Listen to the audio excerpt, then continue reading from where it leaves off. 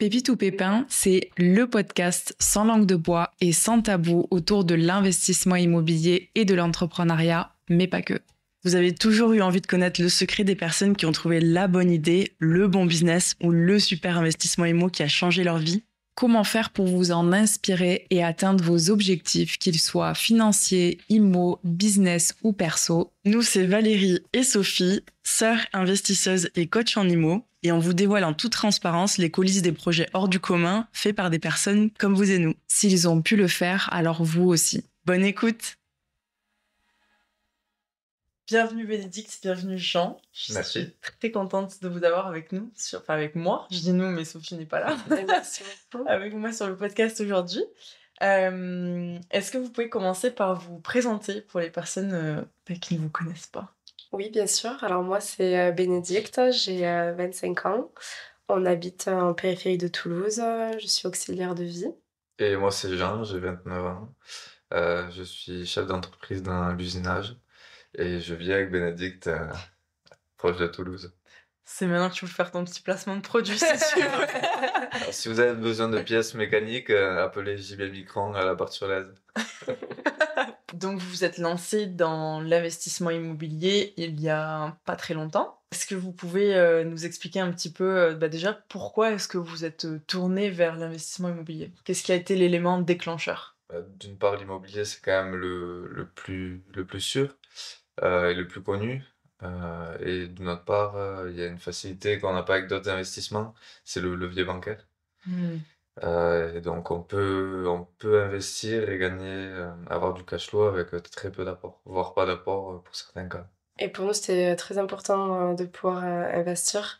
On a un couple où voilà, on a chacun notre petite vision, un petit peu d'indépendance. Et pour nous, l'immobilier, c'était vraiment la chose qui nous manquait. Et du coup, on savait qu'avant de pouvoir investir, il fallait qu'on se forme un petit peu aussi là-dessus. Et on a franchi le cap en 2022. Mars 2022, si je me C'est ça, rappelle. mars 2022. On voulait investir depuis déjà un petit moment, mais voilà, il y avait eu pas mal d'événements entre-temps. Et du coup, on a foncé et quand on est allé, pour le coup, ça allait plutôt vite. Ouais, c'est clair. Enfin, vous avez pris, enfin, vous êtes fait accompagner et puis ensuite vous avez investi hyper Ouais. rapidement après. Mais on parlera un petit peu plus du projet juste après. Mais j'avais une question du coup par rapport à, tu parlais de la notion de liberté. Est-ce que vous aviez un objectif précis en tête avant de vous lancer? Par exemple, je veux travailler à mi-temps, je veux gagner tant de plus par mois grâce à un placement.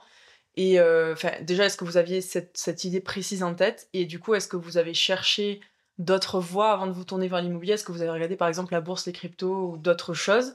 Ou non, vous saviez direct que c'était l'IMO et vous saviez direct ce que vous vouliez en termes de... Non, ouais, c'est plutôt la deuxième option. On savait que c'était l'IMO.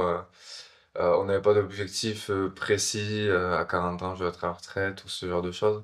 C'était plutôt pour avoir un investissement immobilier qui s'autofinance d'une part et qui nous rapporte aussi des revenus supplémentaires en deuxième.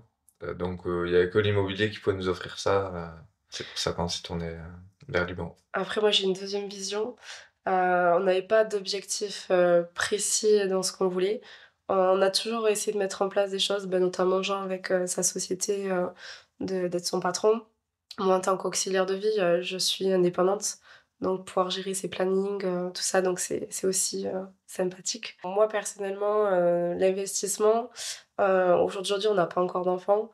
Pouvoir construire tout ça, mettre en place du coup des piliers de secours aussi, voilà, pour préparer aussi l'avenir et notamment si un jour, avec cette notion de liberté, si on veut baisser nos heures sur certaines choses ou vouloir faire quelque chose qu'on a absolument envie de faire, se dire qu'on peut le faire sans se priver et de pas compter à chaque fois. Donc déjà avec cette vision d'avenir, de se dire j'ai pas un objectif précis Voilà. aujourd'hui, mais je veux sais améliorer que mon avenir. voilà, ça. je veux avoir le Sincèrement. choix dans Exactement. dans le futur, dans un Exactement. futur proche. On veut être libre de pouvoir faire vraiment ce qu'on a envie de faire et pas se dire non, on peut pas Ouais. ou faire plus attention. Alors oui, on fait beaucoup de sacrifices au jour d'aujourd'hui, on en a fait beaucoup depuis qu'on est ensemble, mais c'est pour que du meilleur. et pour en profiter aussi derrière. Et donc, du coup, vous êtes tourné vers l'investissement immobilier, sachant que vous n'aviez pas un objectif précis en tête de je veux tant par mois à telle date, etc. Comment est-ce que vous avez démarré Est-ce que vous aviez une idée précise du projet que vous vouliez faire, du secteur dans lequel vous vouliez investir? Comment est-ce que vous êtes donné une ligne directrice à suivre? Le secteur, on n'avait pas d'idée. Non.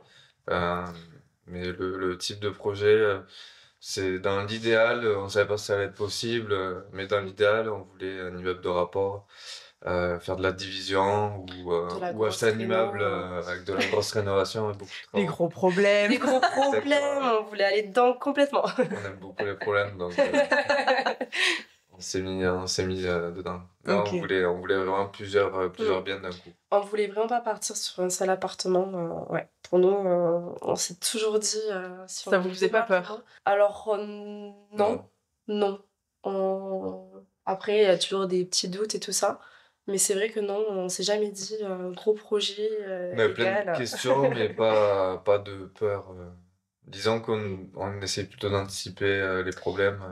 On n'a pas toujours réussi, mais on essaie plutôt d'anticiper les problèmes que de se mettre des barrières ou des craintes. Oui, on n'a pas toujours réussi, mais on a toujours réussi à s'en sortir et trouver des solutions. Ça, c'est d'avoir des solutions pour aboutir. C'est vrai que qui dit plus gros projet IMO avec plusieurs biens, ou de la grosse réno, de partir, une ancienne maison qu'il faut tout détruire et tout recommencer, on a plus de problèmes que si on achète un appart.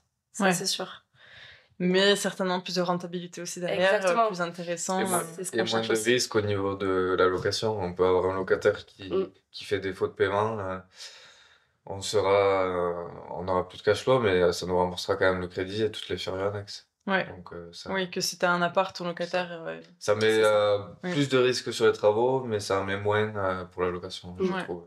C'est vrai que c'est quelque chose à prendre en compte souvent. Après, ça dépend du profil de la personne aussi. Oui. Vous avez eu... Enfin, je dis pas cette chance, mais entre guillemets, vous aviez cette facilité aussi à vous projeter dans les travaux. Vous aviez envie d'en faire. Vous aviez envie de faire un gros projet. Donc, c'est clair qu'il fallait aller là-dessus. Mais c'est vrai qu'il y a pas mal de personnes que ça peut faire peur parce que vous avez quand même fait... Oui. Pas les choses à moitié. Vous avez quand même fait un super gros projet pour démarrer. Est-ce que vous pouvez nous parler un petit peu de ce projet Qu'est-ce que c'est exactement? Donc, c'est une grande maison de base que vous avez divisée. C'est ça, donc en gros, c'est une grande maison de 164 mètres carrés. Sans compter le garage. Ouais. Donc, quand on l'a visité, on a vu la possibilité de faire 3 appartements. Donc de type T2. Alors on aurait pu faire des studios également, mais c'est pas nous ce qu'on recherchait. Donc quand on a visité, on a vu que sur chaque étage, on pouvait faire un appart. Donc ce qui était bien avec ce bien-là, c'est qu'il y avait 2 entrées. Donc on s'est dit génial, il y a l'appartement du bas qui aura sa propre entrée indépendante, et les 2 appartements qui auraient du coup le commun avec les étages. Et après, on a eu la grosse surprise de voir cette chartreuse, ce garage qui était un petit peu en ruine, qui tenait debout. Mais et là, on s'est dit, waouh, là, il faut qu'on puisse faire quelque chose. Et on s'est dit, il faut faire une maison. On peut faire peut-être une maison T3, T2. On ne savait pas encore exactement le potentiel, parce que c'est vrai, quand on rentrait dans le garage, on ne voyait pas toutes les surfaces. Et c'est après qu'on a vu le potentiel. Et puis au niveau rentabilité, ça changeait aussi le projet. Oui, c'est sûr. Surtout que sur ce secteur-là, déjà le prix au mètre carré, juste avec la maison, si on ne comptait pas le garage, il y a 164 mètres carrés, on est à 600 € du mètre carré. Et si on compte la prise du garage, on est à peu près à 234 mètres carrés. Et on a acheté à 400 € du mètre carré, quoi. Ah ouais, c'est que dalle. C'est que dalle. Après, bon, si on rajoute des travaux, ça vous fait un budget... À combien du mètre carré à peu près? 1000... On est à 300 000 pour... Alors, en mètre carré, on doit être 1100, 1200. Non, en dessous, oui, on avait regardé. C'est vrai qu'on et a pas encore, trop... on compte les meubles dedans. Ah oui, d'accord, ok. Bon, refaites le calcul. On fera le calcul. On en avait pas besoin. C'est tellement rentable qu'on s'en fout. C'est tellement rentable que celui-là... Mais du coup, vous êtes... vous savez pas exactement, mais on a une petite idée, parce que voilà, c'est 300 000 plus et vous avez 234, c'est ça, mètres carrés avec le garage? Non, 243. 234 ouais. Ok, donc ça fait, moi et les maths, ça fait 10, donc les calculs, je vais pas tenter de les faire dans ma tête. Mais ça fait quand même un prix au mètre carré qui reste relativement correct, même par rapport au secteur, parce que le secteur est quand même plus élevé que ça, même pour des maisons rénovées, quoi. Donc, ok. Et du coup, quand vous êtes venu visiter, de base, vous êtes venu visiter en pensant que la grange, le garage, c'était même pas possible. Vous êtes venu visiter parce que dans votre tête, vous basiez que sur les 3 T2 ou... Ouais, alors on est venu visiter, l'annonce c'était pas très clair et pas très... Enfin, les photos étaient pas très explicites, donc on est venu visiter plus par curiosité. Et c'était le seul qui pouvait s'apparenter à un immeuble de rapport, parmi à ce moment-là. Et du coup, quand on est venu, on a vite vu les 3 appartements et on s'est dit on va faire chiffrer la maison si on devait remplacer le garage par la maison. Et du coup, après quelques calculs savants, on a déduit que c'était le plus intéressant à faire. Ok. Oui, parce qu'on savait qu'il y avait un garage avec possibilité de rénovation, mais on ne savait pas dans quel état, qu'est-ce que c'était. Comment, l'accessibilité. Exactement. Ok. Et ce qui est intéressant du coup, c'est que du coup, on a créé un bien supplémentaire. Et donc, on avait analysé un petit peu le marché et tout ça. La mairie, on s'était renseigné auprès de l'urbanisme. Le PLU n'a pas besoin de place de parking supplémentaire. Pour la division. Pour la division, pour la création. Donc, c'est génial. Ouais. Donc, ça, c'était aussi un point important. Vous le saviez avant de chercher des biens sur ce secteur ou ça a été la surprise? Oui, c'était dans l'étude de marché. Sur l'étude de marché qu'on a fait. Okay. C'est des points importants qu'on a regardés. Ouais. Vu qu'on savait qu'il y avait cette possibilité, quand même, peut-être... on ne savait pas quel type de bien on allait trouver. On a essayé de quand même se renseigner sur le PLU, qu'est-ce qu'il disait. Parce qu'il y a beaucoup de monuments historiques, donc il faut quand même se renseigner avant. Ouais. L'ABF qui vient. Oui.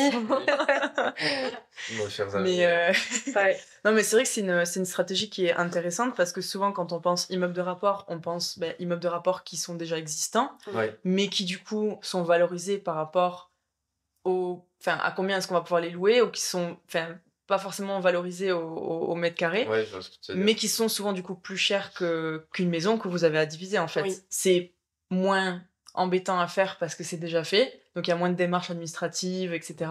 Mais c'est clair que si vous prenez la voie que vous avez pris vous, vous avez l'opportunité de faire des coûts assez intéressants. Et là, en l'occurrence, c'était quand même assez intéressant. Ouais. La maison, du coup, vous l'avez achetée 99 000 €, c'est ça? Oui, 96 000 €. Au niveau des travaux, initialement, vous avez chiffré 199, quasiment 200 000 €. Ouais. Ok, bon, ça a débordé. On a dévié un petit peu au fur et à mesure. Mais du coup, comment est-ce que vous avez convaincu également la banque de vous suivre sur un premier projet de ce style-là? Parce que c'est quand même un projet, c'était votre premier, vous parlez direct de division, vous parlez d'immeuble et vous parlez de très gros travaux. Oui. Vous parlez du montant de travaux qui est 2 fois supérieur au prix de l'achat du bien. Exactement. Et il y a des banques qui sont relativement frileuses. En plus, vous êtes jeunes, en plus, vous êtes tous les deux à votre compte. Toi, t'es patron d'entreprise, toi, t'es en libéral. Voilà, expliquez-moi un petit peu comment vous avez démarché les banques pour ce projet. Alors, les banques, on y est allé. On en a fait quand même pas mal. Ouais. En plus, ce qu'il faut savoir, c'est que c'était la période, on va dire, où ça commençait à puer. Où les banques commençaient à avoir de grosses restrictions. Ouais. C'était en quelle période, vous vous rappelez? C'était pas le pire. Ça a commencé. Alors, on a les banques au mois de mai. Avril-mai 2022. Avril, on a signé le compromis, donc... Et là, ça a commencé un petit peu déjà... Avril-mai, du coup, 2022. Mais ça allait super vite, en fait. Et oui, en fait, on a débuté la formation au mois de février-mars. Mars, ouais. Avril, on avait déjà trouvé le bien. Ah, c'est fou. Vous n'avez pas perdu de temps. C'était aussi vite que ça.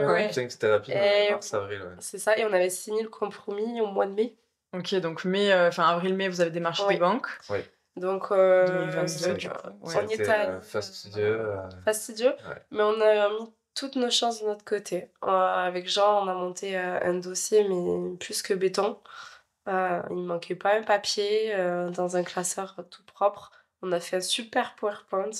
Vraiment, on a même fait, par rapport à notre étude de marché, On avait fait des fausses annonces sur le Bon Coin. On a relevé toutes les stats, on les a mis dans le projet, tout ça.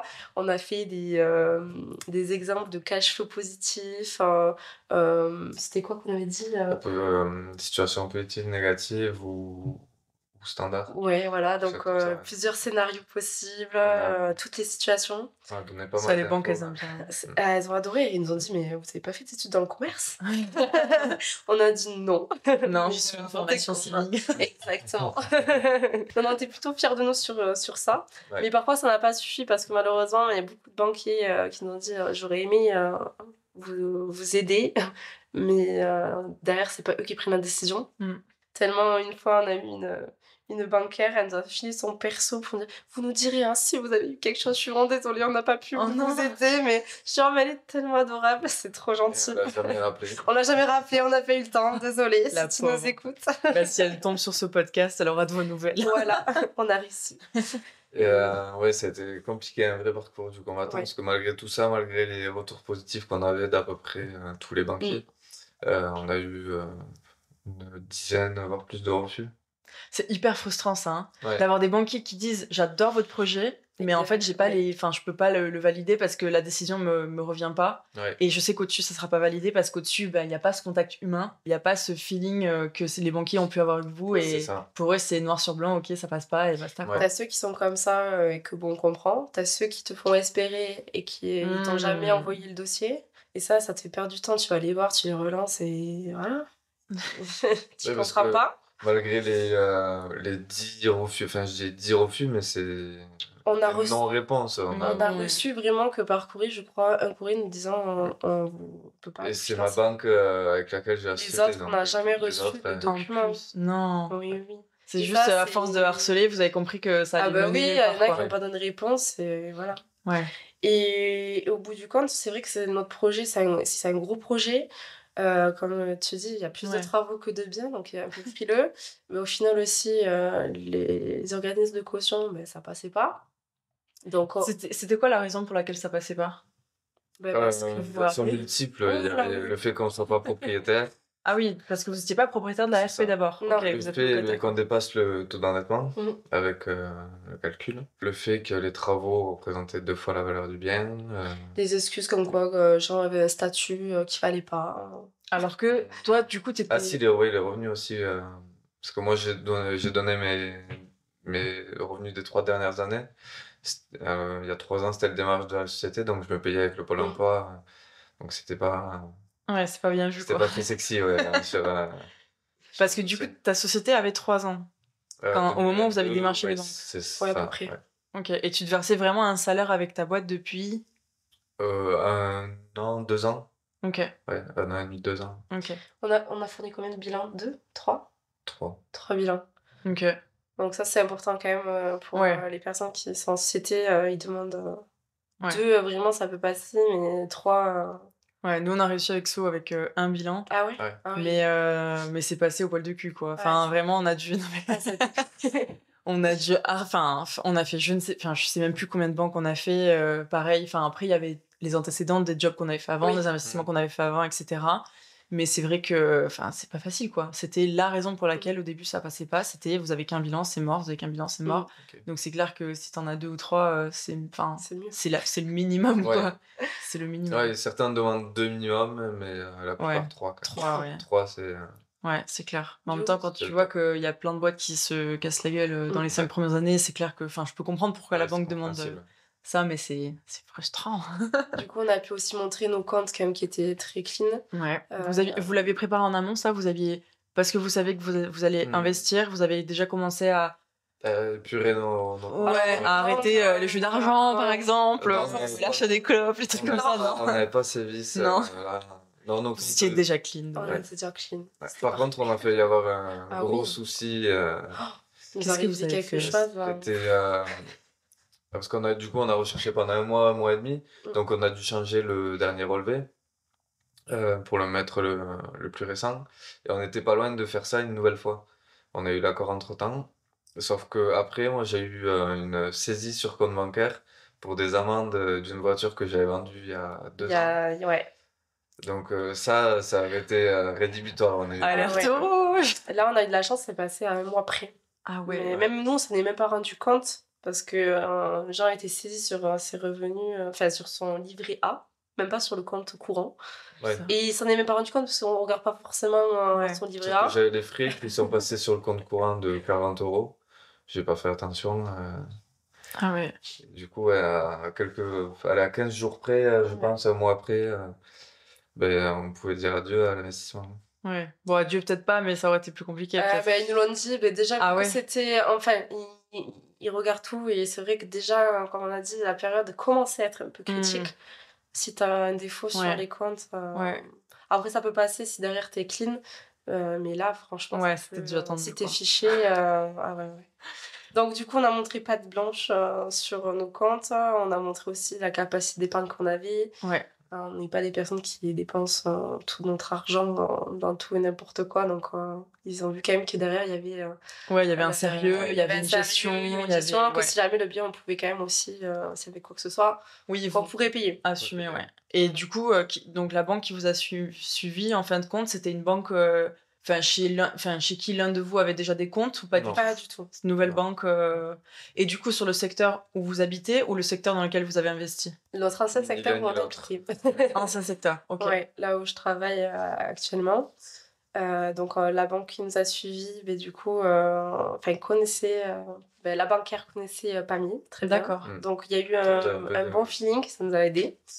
Et je pense qu'ils nous ont bien aimés. Et du coup, on a réussi à passer avec eux, avec la caution en hypothèque. Ok. Et voilà, et d'ailleurs, c'est les 3 dernières banques qui nous ont suivis. Enfin, qui nous disaient, on était en cours de dossier. Ah ouais. Ouais, donc la première banque, on peut dire le CIC, Ouais, vas-y, carrément. le CIC nous a... Voilà, en plus, on voulait travailler avec eux, du coup, a donné la réponse de suite. Et ce qui est beau, c'est qu'on a eu l'offre de prêt pour l'anniversaire de Jean. Oh, trop cool ça. C'était un très beau cadeau. Du coup, vous avez fait buter le champagne ce soir-là. Exactement. Trop cool. Et c'est pour dire que voilà, on a fait au moins une quinzaine de banques. Il faut pas lâcher, quoi. Ouais. On est passé par un courtier aussi. Ouais. Le courtier qui d'ailleurs n'a pas réussi non plus à nous trouver quoi que ce soit. Ouais. Il est même allé, je crois, à l'étranger nous trouver une banque. Non. Si. Je crois qu'il nous avait parlé qu'il avait cherché C'est étrange ça. en Allemagne, je pense. Je sais pas, mais nous on a dit non. On l'a laissé faire, mais on se dit, bon, si vraiment on n'a pas le choix, je sais pas, mais on n'est pas trop fan de l'idée. Comme quoi, les courtiers, je dénigre pas les courtiers, parce qu'il y en a très bien, mais je sais qu'il y a beaucoup de gens qui se tournent automatiquement vers les courtiers parce qu'ils pensent que c'est ça qui va faire qu'ils vont être financés. Alors que c'est pas forcément le cas. Vous pouvez parce qu'ils défendent pas le dossier comme toi tu vas le défendre. En plus, celui qu'on avait était très sérieux. Ah oui, par contre, très bien, tout ça. En plus, c'était une période où les courtiers avaient plus trop d'affaires. Ouais, donc ils commençaient vraiment à se pencher sérieusement sur les dossiers qu'ils avaient. C'est ça. Ouais. Ouais, le mieux, c'est quand même si on est sûr de soi et qu'on a bien bossé sur son dossier. Oui, et on est fiers d'aller à la banque, même si des moments c'est... Je me souviens même, en fait, on a fait plein d'essais sur les premières banques où on s'est amélioré. Après, au bout de 9-10 banques, on savait qui parlait, qui c'était naturel. On n'avait plus l'hésitation du début. Donc oui, c'est toujours dur des fois quand tu fais 2-3 rendez-vous et que derrière on te dit, bon non, il y en a un, franchement, une banque. On dira pas le nom. On dira pas le nom, mais on a reçu comme... Ouais. On va pas dire non plus. Bon, après, ça aussi, ça arrive et il faut surtout pas que ça vous décourage. Ça vous a pas découragé parce que vous en avez fait 15 et au final, 15, c'est quand même pas mal. Ça commence à faire beaucoup. Vaut mieux en faire beaucoup et pas se limiter à une ou deux parce qu'on peut passer à côté d'un beau projet et on savait qu'on allait y arriver. Enfin, nous, on savait que c'était le bien qu'il nous fallait et il fallait qu'on ait le financement. Après, en toute honnêteté, c'est facile de le dire ça maintenant qu'on l'a eu. Mais sur les moments, quand on sortait de la banque et qu'on a passé une demi-heure à présenter un diapo et qu'il nous dit non, tout simplement, c'est clair que pendant 5 minutes, ça décourage, mais il faut se remotiver. On n'a jamais lâché. Les forces et on s'est dit, c'est pas celle-là, on est allé plus loin. Repartir sur une autre et s'il faut, ce sera pareil et on repartira sur une autre, ce sera peut-être encore pareil jusqu'à trouver la banque qui finance. Ouais, c'est clair. Parce qu'on le voulait ce projet vraiment. Ouais, une fois que t'as compris à quel point il va être rentable et que tu te projettes dedans, t'as envie de le faire et c'est dommage de se dire en fait j'abandonne parce que la banque, 2 banques m'ont dit non quoi. Oui, mais c'est vrai que c'est pas facile parce que souvent la banque, on voit ça quand même comme c'est une institution, c'est des experts dans leur domaine, donc c'est un point de référence. Et tu peux très vite avoir des doutes sur ton projet. Tu peux aussi facilement te dire, mais en fait, s'il y croit pas, ni lui, ni lui, ni lui, au bout d'un moment, tu te dis, waouh, est-ce que vraiment je suis en train de faire le bon projet? Donc c'est bien aussi que vous ayez continué à y croire et que vous êtes dit, ok, non, c'est bon, enfin, j'ai confiance et c'est pas eux qui vont m'empêcher de le faire. C'est ça, enfin, parce on y va, quoi. qu'il y a des banques qui ont osé dire, vous trouverez pas de financement. Ouais, non, mais ça, je trouve ça incohérent. Et bien, tu te dis, la personne, on l'a revue, l'équipe, on a eu le financement. Elle, par contre, tu l'as recontactée, tu lui as dit, coucou, tu te rappelles de moi au final? J'ai eu un financement. Non, mais c'est très très bien. Et bon, c'est pas les seuls moments de down que vous avez pu avoir, parce que du coup, vous avez eu quand même pas mal d'aléas aussi au cours du projet. Est-ce que ça a été quoi votre plus gros coup de mou, et justement ça a été quoi votre plus gros moment de fierté? Bon, j'imagine que ça sera quand le logement, enfin vous aurez remis toutes les clés au locataire, mais du coup c'était quoi votre plus gros coup de mou et plus belle victoire? Gros coup de mou, on en a eu pas mal. Je pense que c'est l'abandon. L'abandon de chantier. Ouais.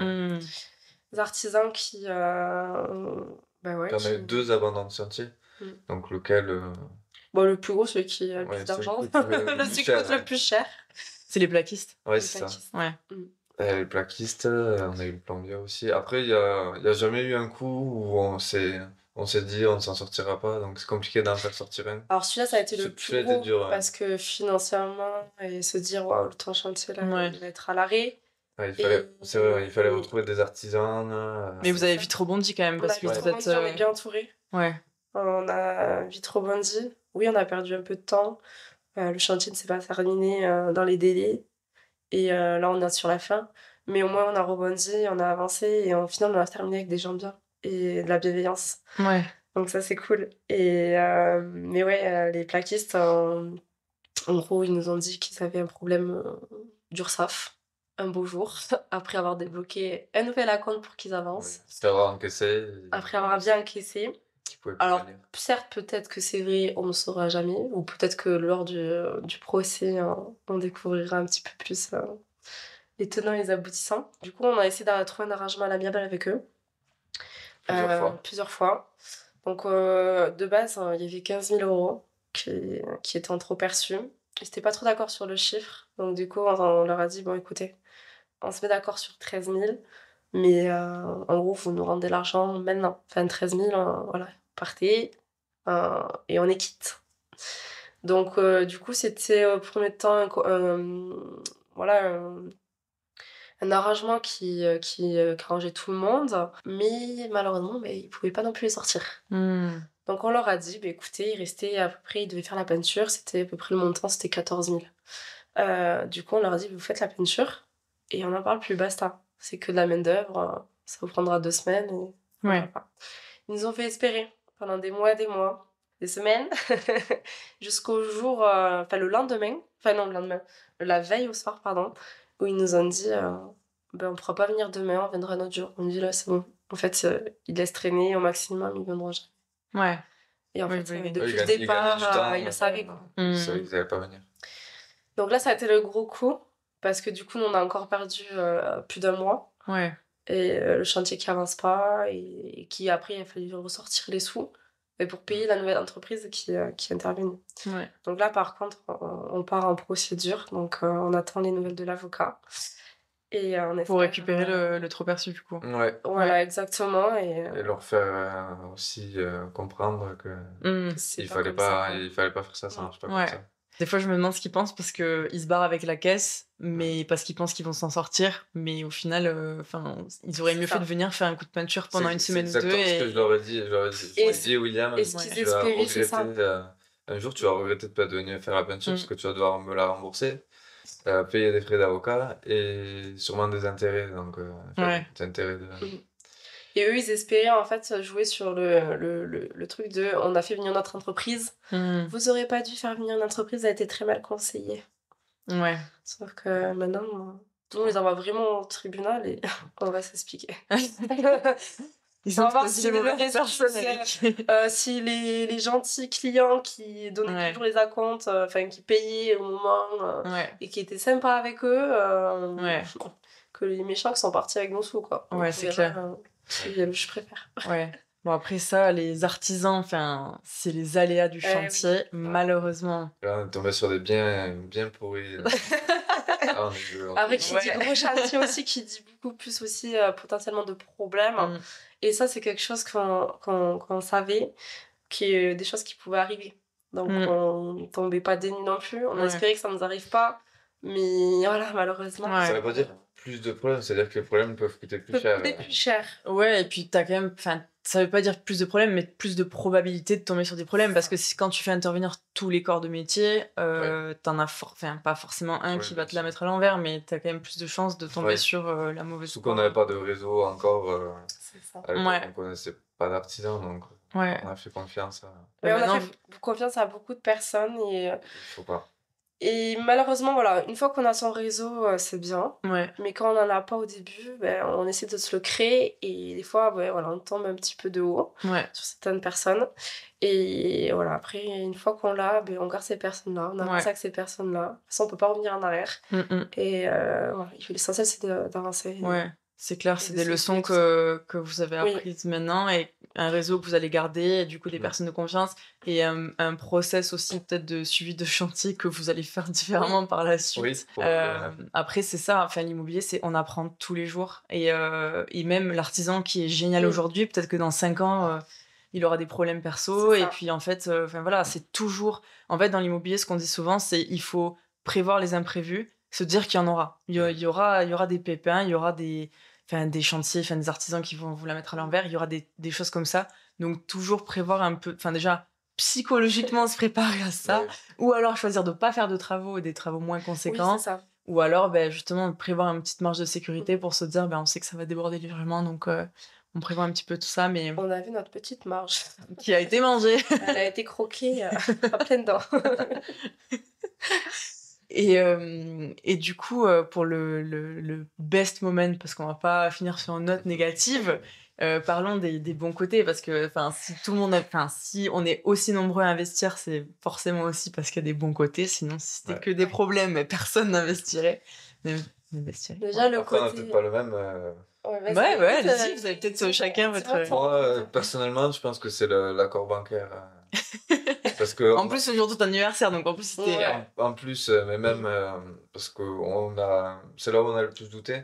Après, pendant le chantier, au final, ça avance petit à petit. Il n'y a jamais de moment clé où il se passe quelque chose, sauf peut-être le jour où on remettra les clés. Mais aujourd'hui, on a réussi à louer les appartements alors qu'ils ne sont pas finis, donc on est un peu entre les deux. Vraiment, le moment le plus fort à célébrer, c'était la banque, pour moi, l'accord bancaire. Je suis d'accord avec toi, quand on a eu cet accord-là, on était trop contents parce que ça y est, on va rentrer, on a bossé beaucoup d'heures aussi sur l'étude, tout ça. Et moi, je dirais la satisfaction de se dire qu'on a réussi à avoir des locataires en chantier sans montrer exactement tous les meubles. Moi, je voulais faire une annonce parfaite. Et au final, pas du tout. Et que les gens qui sont venus visiter sont repartis en mode vous avez fait du bon boulot quand même et ça nous plaît. Donc d'avoir cette reconnaissance, ça y est, de se dire on est au bout et ça plaît. Et même nous, on est contents du résultat. Ouais, de savoir que les gens ils vont être bien dans un logement. C'est ce qu'on voulait de base, c'est que les gens soient bien. On voulait faire avec les espaces qu'on avait, des T2 spacieux. On voulait qu'ils soient bien, qu'ils sentent bien. Et, c'est clair parce que, comme tu disais tout à l'heure, vous auriez pu faire des studios, avoir légèrement plus de cash flow, meilleure rentabilité, mais du coup, ça aurait été vraiment des cages à poules, alors que là, vous avez choisi de faire des très beaux T2, des très grands T2. Donc les gens, ils vont être super bien. Et ça, c'est très beau aussi, et je pense que souvent ce qu'on dit aux personnes qu'on accompagne, c'est que il faut investir. Bien sûr que la rentabilité c'est important, mais il faut aussi être aligné avec le projet qu'on fait et avec le produit qu'on propose. Et ça, on peut gagner de l'argent en respectant ses valeurs et en ne s'en faisant pas sur le dos des gens. Absolument. Et je pense que c'est ce qu'on a réussi à faire, c'est ce qu'on voulait faire. Et... on est resté vraiment sur notre ligne. sur nos valeurs, ouais, c'est jusqu'au bout. Et l'autre côté aussi qui est bien et qui est gratifiant, c'est toutes les belles rencontres aussi qu'on a faites. Durant le projet, même avant, parce qu'au début, on n'avait pas le projet. Ouais. Et on a trouvé aussi d'autres investisseurs qui avaient aussi des complications. On a été soudés, on a avancé ensemble. Et vraiment, ces belles rencontres aussi, ça nous a permis aussi ouais, d'évoluer et d'avancer, de sentir bien aussi dans notre investissement. C'est super, j'adore. C'est vrai. Non, mais c'est vrai que c'est jamais facile de se lancer. Non. Bon, vous avez la chance d'être 2, mais quand même, quand on débute, premier projet, etc., c'est quand même pas facile. Donc, c'est clair que pouvoir s'entourer de personnes qui l'ont fait, qui traversent les mêmes galères, qui comprennent C'est ça. les joies et les peines, c'est quand même très très cool et c'est une belle aventure. Et je pense que notre projet, on l'a fait, ça montre aussi, ça fait un petit moment qu'on est ensemble, ça va faire 11 ans. On a une solidité dans notre couple qui fait que je pense que voilà, on a affronté pas mal de choses dans le passé et on est apte à faire d'autres projets comme ça. Et je pense que ouais, on a une confiance en nous, et on sait qu'on peut compter l'un sur l'autre. Ouais. Et ça a été des moments très difficiles, hein. C'est clair. Toujours des moments de doute et tout ça, et c'est vrai qu'on est deux caractères aussi différents, donc on s'est soutenus, et ça, ouais. On forme une bonne équipe. Ouais, on forme une très bonne équipe. Vous êtes trop chou. Tu sais que normalement, on dit que pour tester un couple, faut juste essayer de monter un meuble Ikea. Faut pas acheter un immeuble entier et faire... monter tous les meubles, tout ce On en a que tu veux. monté 15 Ikea. Et encore, 15 par pièce, tu veux dire. Non, mais c'est très beau. Et justement, est-ce que ça a été un challenge d'investir à 2 ou est-ce que non, justement, vous vous êtes dit, on se connaît tellement bien, on sait... Non, c'était évident. On se connaît tellement bien, vraiment, que pour nous, c'était évident. Ouais. Et c'est une étape en plus. En fait, on a franchi encore une étape. Un cap. Ouais, c'est ça. Et il y en aura d'autres, hein. Ouais, bah oui, c'est que le début. Ouais.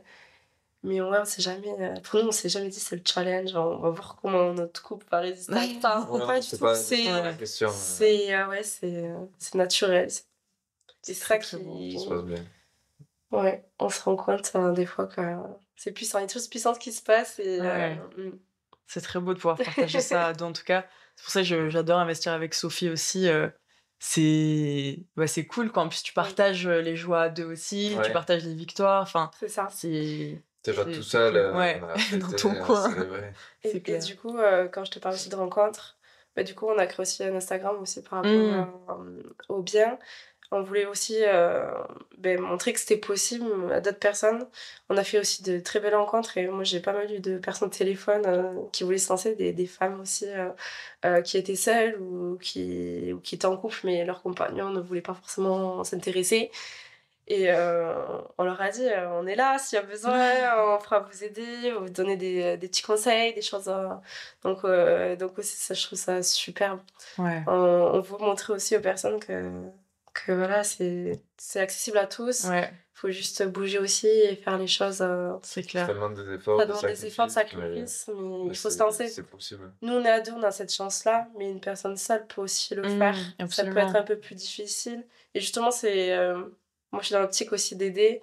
Et c'est vrai que quand t'as une personne qui est seule, tu te dis non, t'es pas toute seule. Ouais. Derrière, t'as d'autres personnes, c'est un réseau. Crée-toi ton réseau, rencontre du monde. Et là, tu vas voir que les choses deviennent plus simples et t'as moins de doutes. C'est clair.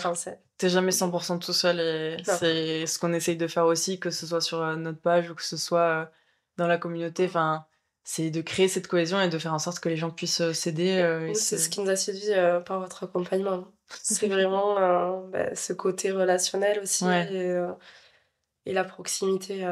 C'est proche du groupe, des formateurs. On est très contents.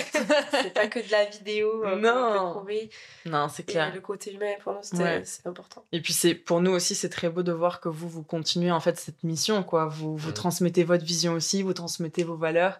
Et à travers votre compte et même l'entourage proche que vous avez, vous transmettez tout ça. Et je trouve que c'est très, très beau pour nous aussi, avec Sophie, de voir tout ça et de voir que vous continuez de... Vous voyez vos petits... Non, mais c'est vrai, Et je sais qu'on avait déjà parlé de ça à un apéro IMO, mais le fait que, tu sais, enfin, il y a une citation qui dit que quand une bougie peut en allumer je ne sais combien d'autres, et cette flamme, elle diminue pas en allumant d'autres. Mais en fait, c'est exactement ça, c'est que on a allumé un truc chez vous, vous continuez à l'allumer chez les gens, et en fait, au fond, ça fait un réseau monstrueux de personnes qui investissent, qui se lancent, qui découvrent un peu une certaine liberté, et enfin, bref, ça diminue en rien... Enfin, nos projets à nous, justement, ça, il y a de la place pour tout le monde, et justement, ça, je trouve que c'est beau de pouvoir, il y a une fierté aussi de notre côté de voir ce projet, de vous voir votre évolution, et enfin bref, c'est trop chouette de voir cette évolution. Et nous aussi, on est fiers, et on est fiers d'avoir avancé avec des aussi belles personnes que vous. Encore, vraiment, c'est... Arrête, on va verser une larmouille, moment émotion de l'épisode. Mais en tout cas, c'est très très cool. Ouais. On arrive du coup à la fin de cet épisode, donc j'avais 2 petites questions pour vous avant qu'on se quitte. La première, c'est est-ce que vous avez une ressource à partager avec nous ? Ça peut être un livre, ça peut être une personne, ça peut être quelqu'un ou quelque chose qui vous inspire et que vous aimeriez partager avec les auditeurs. Là, sur l'instant T... C'est dur comme question. Ouais, je ne veux pas laisser la bugger sur cette question. Pour dire, c'était pas préparé. On peut partager le nom de notre avocat qui nous aide avec ça. On a un bon avocat. Attendez, quand tu dis les Saving Mais pas du tout, non, pas du tout. Alors, les Saving Sisters, on pourrait y aller, ça, il n'y a aucun souci. On taguera les ressources, du coup, dans la description, pour les plus intéressés. Non, mais après, écoutez, si ça vous revient, on mettra en description. D'accord. Et puis sinon, dans ce cas-là, dans tous les cas, on mentionnera BJ-immobilier sur Instagram. Votre compte à vous partagez du coup vos aventures. Mais c'est très cool parce que vous partagez tout, les bons moments comme les mauvais, ça peut inspirer pas mal de personnes, donc on le mettra en description. Et dernière question, avant qu'on se quitte, c'est qu'est-ce qu'on peut vous souhaiter à tous les deux ? Qu'on finisse ce chantier, qu'on le finisse enfin, et qu'on puisse un peu en profiter, et après de nouveaux investissements. Yes. De la santé, et c'est pas mal déjà. Écoutez, merci beaucoup à tous les deux. C'était un plaisir de faire cet épisode avec vous. C'était un plaisir aussi. Et à bientôt. À bientôt.